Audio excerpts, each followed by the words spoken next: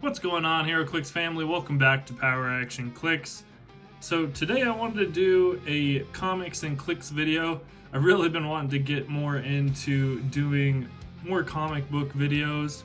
You know, that's something I'm really passionate about and enjoy about HeroClix, is their connection to comic books. So in this one, I was going to be doing something a little bit different. I'm going to be talking more importantly about a team from the Juggernaut comic book series called the Unstopables. And, you know, I'll probably do some videos about some of the other figures from Smash and Destroys, but the cool thing about the Juggernaut and the Unstopables is it's a really coherent theme in Smash and Destroy. I would say it's probably the most pronounced one. It's really easy to tell where they all came from and stuff. Everything else is kind of somewhat of a mixed bag. It's from different stories and different things. But yeah, I've been wanting to make a video like this for a little while where I'm talking. I thought it'd be really cool to talk about the comic book connection of a team, because that's something that's really revolved in comic books, and that's something that's really revolved around in HeroClix. So really, I'm going to be talking about the Unstopables from the Juggernaut series first, so let's get into it.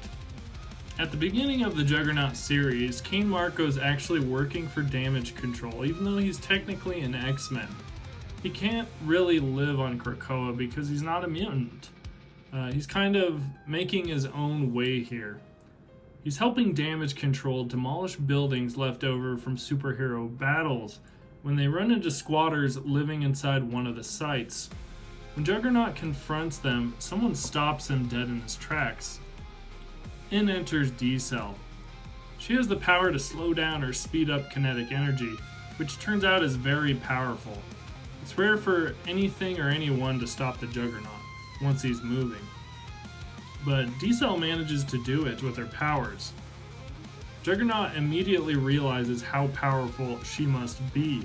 There's only been a couple instances where these super overpowered versions of the Hulk were actually able to stop the Juggernaut, but it's very rare that that happens. So it turns out D-Cell was protecting the squatters. They end up essentially becoming friends, and from this point in, she becomes a main point of the story. By this time in the comics, Juggernaut has actually lost the Crimson Gem and his original armor. Magic had actually stolen the gem out of him, and he was banished to Limbo. The only way for him to actually escape Limbo is he has to make a sacrifice, and he has to give up a piece of himself. So he left his armor behind. So now he doesn't have the gem, and he doesn't have his armor, which are a big part of making him what he is. This moment sparked a major change in his character. Juggernaut has always been an avatar of destruction, not really caring about anyone or anything, but now he's different. He eventually finds someone who had created a new suit using the Crimson Bands of Sidorak, and this is how he gets this new armor. He gets it back from this guy. Later, he also manages to find the original gem, or rather the shards that are left over from the Gem of Sidorak. This restores his full power, but this time he's not bound by Sidorak. He's determined not to have that power taken away from him again. Basically, D-Cell and the Juggernaut are teaming up to kind of stop the Hulk. They actually managed to subdue him for a short time. After they had managed to subdue him, though, the Juggernaut actually gets hit with a legal notice. He's being sued.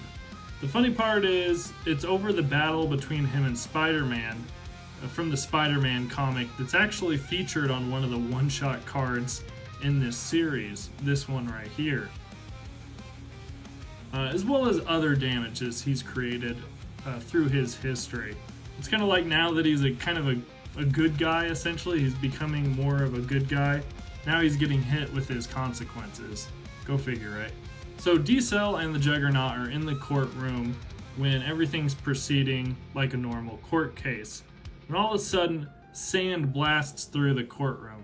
A villain named Quicksand crashes in shouting, "Give me the girl. She's trying to kidnap D-Cell." They actually managed to subdue Quicksand, only to discover that Armin Zola is behind the attack. He's been collecting mutants and running experiments on them. So Juggernaut and D-Cell actually go on a mission to find Zola and stop what's happening at this abandoned base. But once they arrive, Juggernaut's actually captured by Primus, this living, stretchy robot created by Zola. D-Cell and the Juggernaut are captured for a short while, wherein the Juggernaut is actually able to break out and fight back.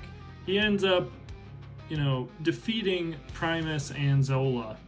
That's when Zola reveals he's been working for a large group, one that's been kidnapping and experimenting on mutants and using them as weapons against their own kind.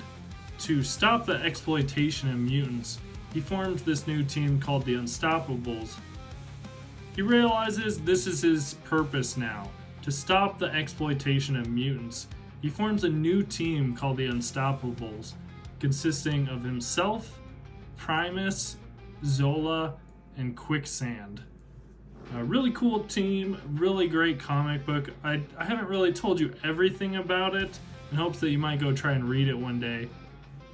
So speaking of team builds, one of the things I get the most asked of me to do as far as content creation on my channel is budget builds.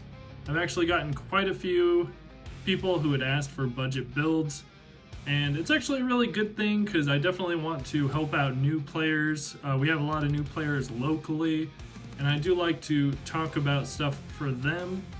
I do a mix of more expensive teams, competitive teams, and I would like to start doing some more budget. I would say these teams are a little more budget friendly and still, I would say, fun to play with.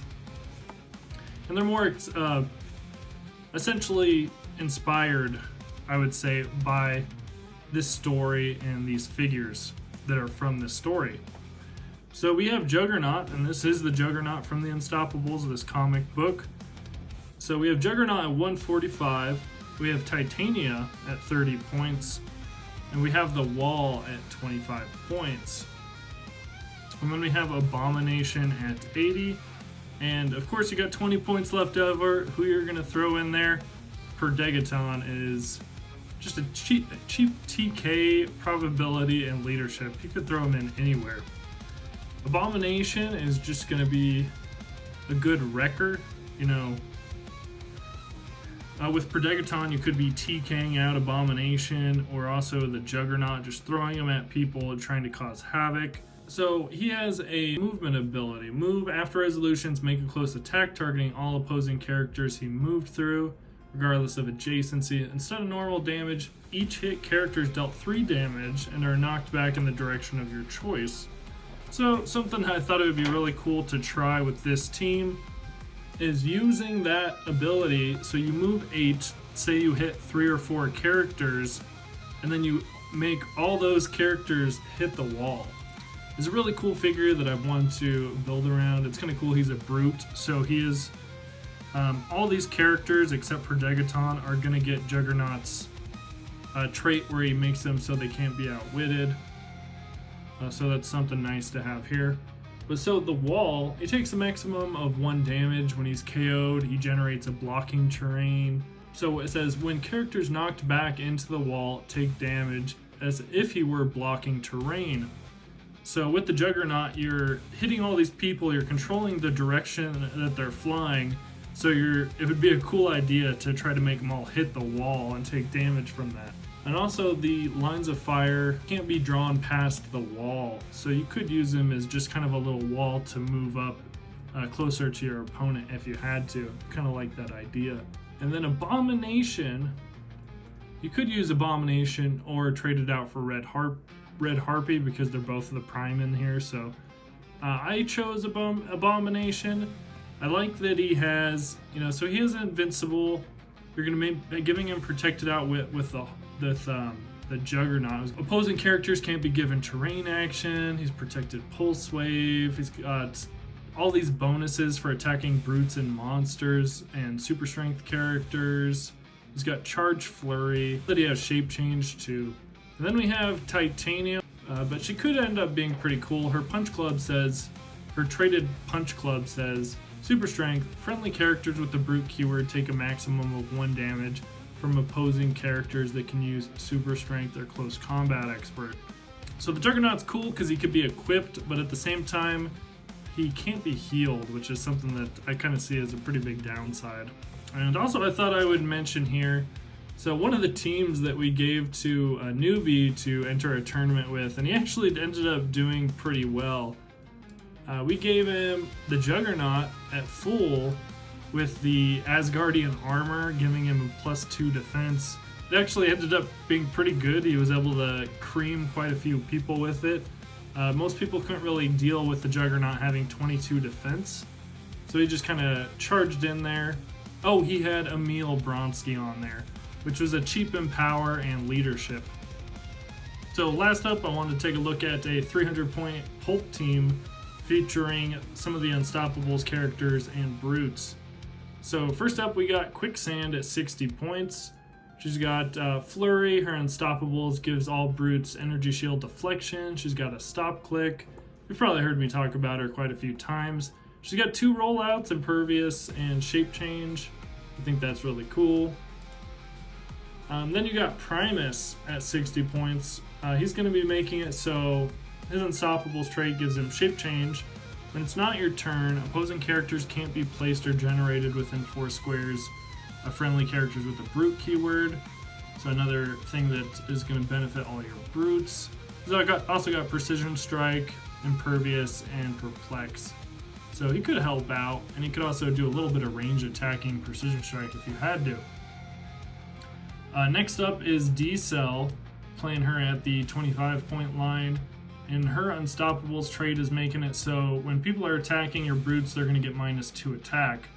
So you're going to have the energy shield deflection, and then if they're attacking you from a range as well, they're going to be getting -2 attack on attacking your brutes.